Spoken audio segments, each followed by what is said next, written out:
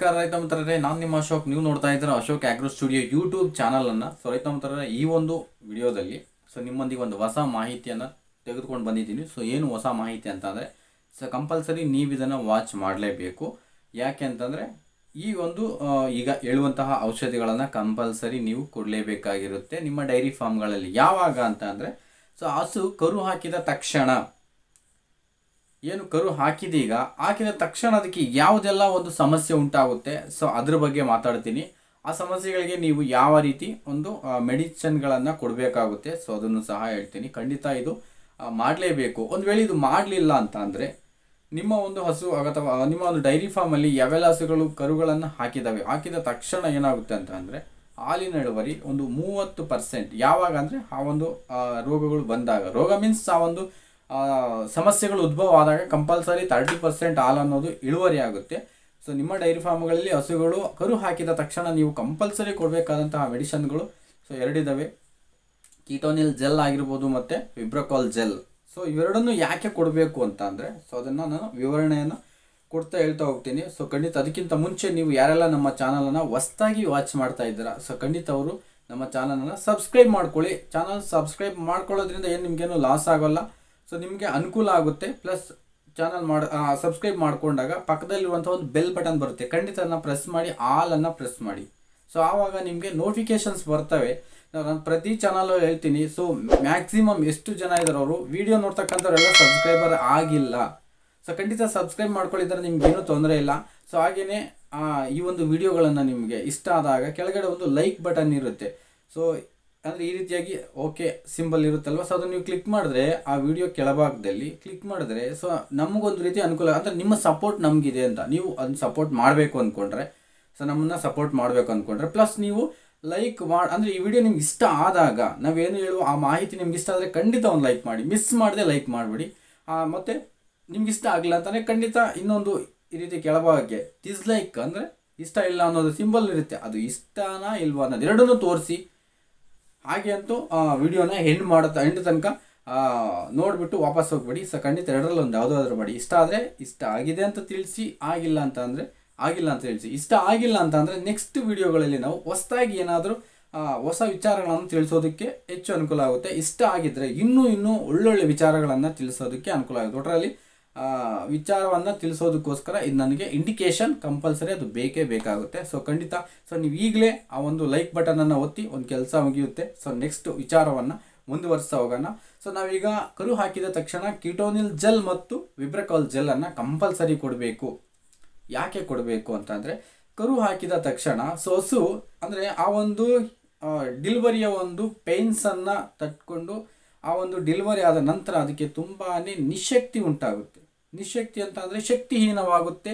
ಆ ಒಂದು ಯಾವುದೇ ರೀತಿಯ ಒಂದು ಉತ್ಸಾಹ ಇಲ್ಲದೆ ಅದು ತುಂಬಾ ನೋವನ್ನು ಅನುಭವಿಸಿ ಆ ಕರುವನ್ನು ಡೆಲಿವರಿ ಮಾಡೋದ್ರಿಂದ ತುಂಬ ಶಕ್ತಿಹೀನವಾಗಿಬಿಟ್ಟು ನಿಶಕ್ತತೆಗೆ ಬಂದುಬಿಡುತ್ತೆ. ಆ ಒಂದು ಇದನ್ನು ಮತ್ತೆ ರಿಕವರಿ, ಆ ಶಕ್ತಿಯನ್ನು ವಾಪಸ್ ಪಡ್ಕೋಬೇಕಂದ್ರೆ ಕಂಪಲ್ಸರಿ ನಾವು ವಿಬ್ರಕಾಲ್ ಜೆಲ್ ಅಥವಾ ಕೀಟೋನಿಲ್ ಜೆಲ್ ವಿಬ್ರಕಾಲ್ ಜೆಲ್ ಎರಡೂ ಕೊಡಬೇಕು. ಆ ಸಮಯದಲ್ಲಿ ಕೊಟ್ಟಾಗ ಖಂಡಿತ ಅದು ಬೇಗನೆ ಫಾಸ್ಟ್ ರಿಕವರಿ ಆಗುತ್ತೆ. ಪ್ಲಸ್ ಈ ಒಂದು ಪೇನ್ಸಿಂದ ಕಂಪಲ್ಸರಿ ಈ ಒಂದು ಮಿಲ್ಕ್ ಫೀವರ್ ಬರುವಂಥ ಚಾನ್ಸಸ್ ಮ್ಯಾಕ್ಸಿಮಮ್ಸ್ ಇರುತ್ತೆ. ಕೇವಲ ಪೇನ್ಸ್ ಅಲ್ಲ, ತುಂಬ ಹೆಚ್ಚು ಹಾಲು ಕರೆಯುವಂತಹ ಹಸುಗಳಲ್ಲಿ ಕರು ಹಾಕಿದ ತಕ್ಷಣ ಬರುವಂತಹ ಮುಖ್ಯ ಸಮಸ್ಯೆ ಅಂತಂದರೆ ಮಿಲ್ಕ್ ಫೀವರ್, ಹಾಲಿನ ಜ್ವರ ಅಂತ ಅಂದರೆ ಹೀಟ್ ಜಾಸ್ತಿ ಆಗ್ತಕ್ಕಂಥದ್ದಲ್ಲ. ಹಾಲಿನ ಮೇಲೆ ಹೆಚ್ಚು ಪ್ರಭಾವ ಬಿದ್ದಾಗ ಈ ಒಂದು ಮಿಲ್ಕ್ ಫೀವರ್ ಬರುತ್ತೆ ಕಂಪಲ್ಸರಿ. ನಾವು ಇದಕ್ಕೆ ಏನು ಮಾಡಬೇಕಂದ್ರೆ ಕಂಪಲ್ಸರಿ ಆ ಒಂದು ವಿಬ್ರಕಾಲ್ ಜೆಲ್ ಮತ್ತು ಕೀಟೋನಿಲ್ ಜೆಲ್ ಎರಡನ್ನು ಕಂಪಲ್ಸರಿ ಕೊಡಲೇಬೇಕು. ರೈತ ಮಿತ್ರರೇ, ಇದಂತೂ ಸತ್ಯವಾದ ಮಾತು, ನೀವು ಇದನ್ನು ಫಾಲೋ ಮಾಡಲೇಬೇಕು. ಯಾವಾಗ ಇದನ್ನು ಫಾಲೋ ಮಾಡಬೇಕಂದ್ರೆ ಹೆಚ್ಚು ಹಾಲು ಕರೆಯುವಂಥ ಹಸುಗಳು ಇರ್ತಾವಲ್ವ, ನಮ್ಮಲ್ಲೀಗ 4 ಲೀಟ್ರ್ 5 ಲೀಟ್ರ್ ಹಾಲು ಕರೀತವೆ. ಅದಕ್ಕೂ ಇದು ಕೊಡಬೇಕಂದ್ರೆ ಅದಕ್ಕೇನು ಅವಶ್ಯಕತೆ ಇರೋದಿಲ್ಲ. ಹೆಚ್ಚು ಸ್ಟ್ರೆಸ್ ಅನ್ನೋದು ಇರೋದಿಲ್ಲ. ಬಟ್ ಕೊಟ್ಟರೆ ಬೆಟರ್, ನೋ ಪ್ರಾಬ್ಲಮ್, ತೊಂದರೆ ಏನಿರೋದಿಲ್ಲ, ಕೊಟ್ಟರೆ ಬೆಟರು. ನಿಮಗೆ ಆ ಒಂದು ಇದರಲ್ಲಿ ತೋರಿಸ್ತಾ ಇದ್ನಲ್ಲ ವಿಬ್ರಕಾಲ್ ಜೆಲ್ ಮತ್ತು ಕೀಟೋನಿಲ್ ಜೆಲ್ ಇವೆರಡೂ ಸಹ ನಿಮಗೆ ಕಡಿಮೆ ಕಾಸ್ಟ್ ಆಗುತ್ತೆ ಗುರು.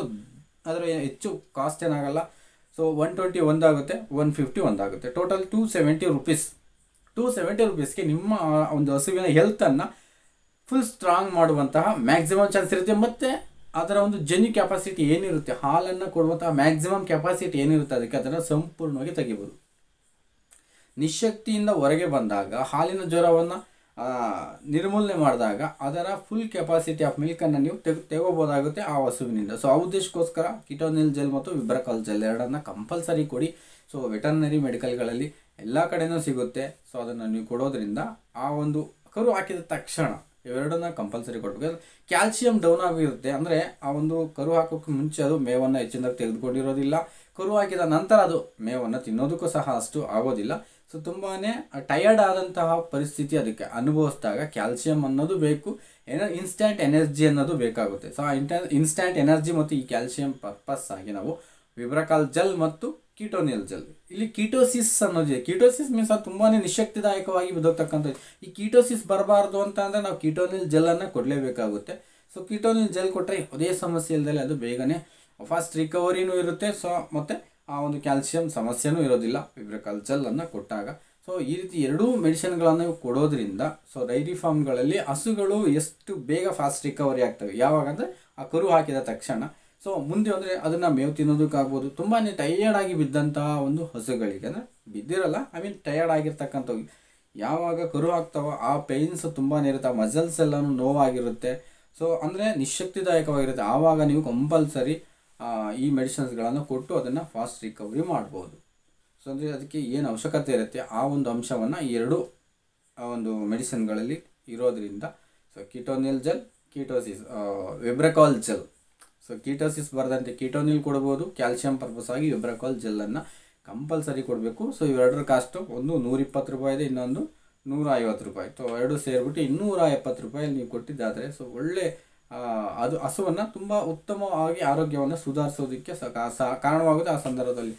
ಮತ್ತು ನಾವು ಕಡಿಮೆ ಅಂದರೆ ನಮ್ಮ ಒಂದು ನಾಟಿ ಹಸುಗಳಲ್ಲಿ ಕಡಿಮೆ ಹಾಲು ಕರಿತಕ್ಕಂಥ ಹಸುಗಳಲ್ಲಿ ಸೊ ಇದರ ಅವಶ್ಯಕತೆ ಇದೆಯಾ ಅಂತ ಅಂದರೆ ಸೊ ತೊಂದರೆ ಇಲ್ಲ. ಸೊ ಮಿಲ್ಕ್ ಫೀವರ್ಗೆ ಆಗ್ಬೋದು, ಈ ಒಂದು ಕೀಟೋಸಿಸ್ಗೆ ಆಗ್ಬೋದು. ಸೊ ಯಾವುದೇ ತೊಂದರೆ ಇರೋದಿಲ್ಲ ಕಡಿಮೆ ಹಾಲು ಕರಿಯುವಂಥ ಹಸುಗಳಲ್ಲಿ. ಒಂದು 5 ಲೀಟರ್ ಒಳಗಡೆ ಇರ್ತಕ್ಕಂತಹ ಹಸುಗಳಲ್ಲಿ ಇಷ್ಟೊಂದು ಸ್ಟ್ರೆಸ್ ಇರೋದಿಲ್ಲ, ಮಿಲ್ಕ್ ಫೀವರ್ ಅನ್ನೋದು ಸಮಸ್ಯೆ ಇರೋದಿಲ್ಲ. ಬಟ್ ಕೊಟ್ಟರೆ ಏನು ತೊಂದರೆ ಇಲ್ಲ. ಸೊ ಅವುಗಳ ಆರೋಗ್ಯನೂ ಉತ್ತಮವಾಗಿರುತ್ತೆ. ಸೊ 270 ರೂಪೀಸ್ ಏನು ಅಷ್ಟೊಂದು ದೊಡ್ಡ ಅಮೌಂಟ್ ಏನಲ್ಲ, ನೀವು ಕೊಡ್ಬೋದು, ಒಳ್ಳೆ ಇದಿರುತ್ತೆ. ಅದರ ಒಂದು ಜೆನ್ಯೂನ್ ಕೆಪಾಸಿಟಿ ಹಾಲನ್ನು ನಾವು ಹೊರಕ್ಕೆ ತೆಗಿಬೇಕಾಗುತ್ತೆ. ಸೊ ಕಂಪಲ್ಸರಿ ನೀವು ಅದನ್ನು ಕೊಟ್ಟು ನಿಮ್ಮ ಒಂದು ಹಸುಗಳ ಆರೋಗ್ಯವನ್ನು ಕಾಪಾಡ್ಕೋಬೋದು. ಅದಾದ ನಂತರ ಸೊ ಅದರ ಒಂದು ಮುಖ್ಯವಾಗಿ ಅದರ ಒಂದು ಈಲ್ಡಿಂಗ್ ಕೆಪಾಸಿಟಿಯನ್ನು ನಾವು ಕಂಪಲ್ಸರಿ ತೆಗಿಬೋದು, ಅಂದರೆ ಮ್ಯಾಕ್ಸಿಮಮ್ ಚೆಕ್ ಮಾಡ್ಕೋಬೋದು ಅವು ಎರಡನ್ನು ಕೊಟ್ಟಾಗ. ಸೊ ಇವೆರಡನ್ನು ಕೊಡ್ತೀರ ಅಂತ ಹೇಳ್ತಾ, ಯಾವಾಗ ಅಂದರೆ ಇದು ಕರು ಹಾಕಿದ ತಕ್ಷಣವೇ ಮಾಡುವಂಥ ಕೆಲಸ, ನೆಕ್ಸ್ಟ್ ಯಾವಾಗಲೂ ಮಾಡುವಂಥ ಕೆಲಸ ಅಲ್ಲ.